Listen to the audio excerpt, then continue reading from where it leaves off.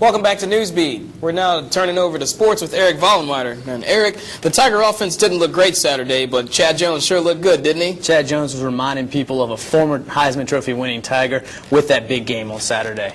50 years ago, Billy Cannon's miraculous punt return led LSU to a nail-biting victory over Ole Miss.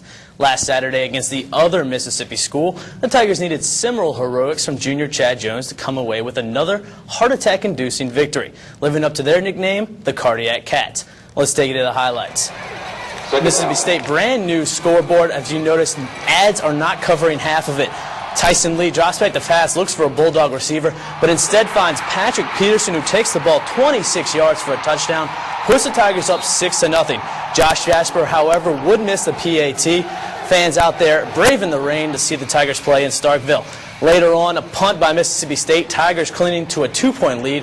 Chad Jones picks the ball up at the 7, makes one man miss, makes two men miss, and finds the outside corner, has a horde of blockers following Patrick Peterson doing his best helicopter impersonation all the way for the touchdown, his first punt return TD of his career. Following a Mississippi State field goal, they're down by 6 on the goal line. First down and goal, Dixon all the way to the 1. Second down and goal, once again stuffed at the 1-yard line. And now fourth down and goal. Lee tries to take it himself. Chad Jones once again there for the stop. The Tigers will come out of Starkville with a 30-26 victory. Chad Jones, the MVP for the Tigers. Junior had 7 tackles and was named the Walter Camp National Defensive Player of the Week. Les Miles talked after the game about Jones's Billy Cannon-esque punt return. He didn't run out of gas. I ran out of gas for him. I mean, daggone it, it seemed like he made more rights and lefts than he should have. But I can tell you one thing, he was not going down. And that team that was running alongside him, they were certainly going to support him. Next week, the Tigers will once again be on the road when they travel to Athens to take on number 18 Georgia. Kickoff is at 2:30 on CBS. Over on the soccer pitch last weekend in North Carolina, LSU's soccer team scored a total of 3 goals. But in the SEC opening weekend, the Tigers would almost quadruple their scoring output against 8th-ranked Georgia and Tennessee. Tiger TV was out at the LSU soccer complex to catch the Tigers' first game against the Bulldogs. In the first half, Rachel Yepes with a beautiful goal put the Tigers up 2-0.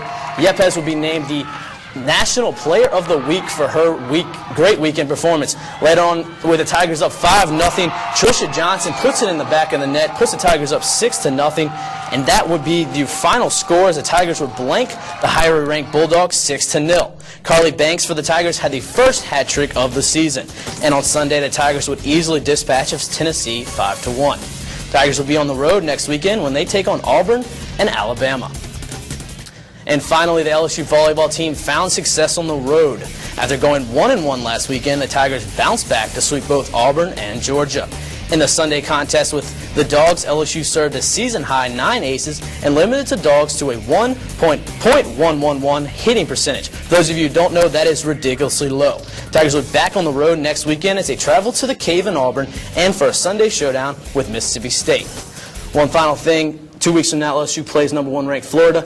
Coach Urban Meyer said today, looks like Tim Tebow is most likely going to play in that game, coming off a severe concussion against Kentucky. Well, I'm glad Tebow's all right, but I've got 2 words for Tim Tebow: Chad Jones. I hope so. Thanks, Erik.